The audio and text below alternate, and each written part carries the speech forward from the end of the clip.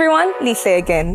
Now in this season, we're diving into the electrical side of the car and how it works. And on this episode, we're touching on the heart of the electrical system, and that is the alternator. Now to help me today, I have a seasoned mechanic, Charles. He's here to clear things up for me. How are you today, Charles? Hi, Little. I'm fine, thanks, and you? I'm very good, thank you. So perhaps we'll start right at the beginning. Yes. Charles, can you tell me what is the alternator? So the alternator is basically a charging device which is responsible for charging and maintaining battery voltage and voltage for the electrical system. Yeah.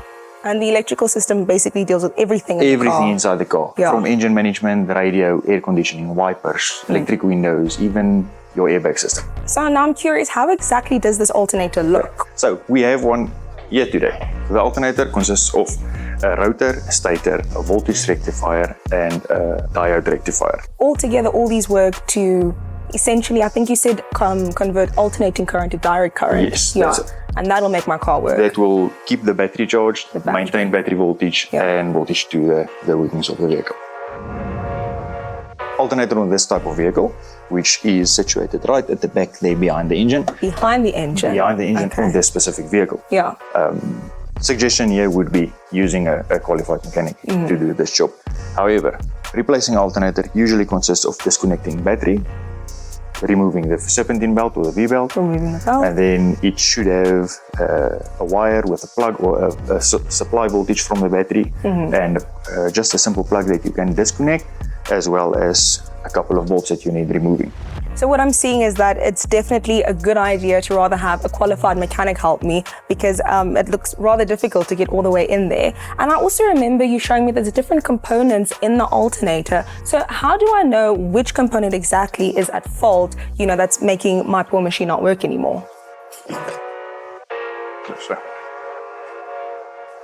This here, multimeter. Multimeter, yeah. This is like a combination multimeter amp clamp.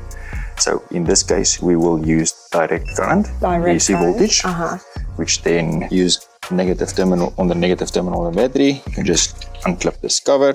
By that, you have battery voltage of 12.36 voltage. So the reading is telling me exactly if my alternator is charging. This specific reading would more so show you battery health and condition. Not exactly battery health and condition, but current battery voltage. So now if we go ahead and start the vehicle. So what I can see here is that my alternator is working just fine. Currently, it's up to scratch. Perfect.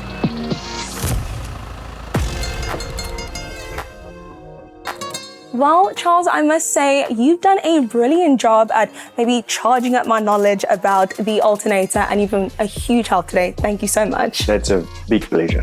All it comes down to take care of your alternator is just keep up with the maintenance of your car. Now, all this knowledge should empower you to be the best car owner you can be and help you keep on driving.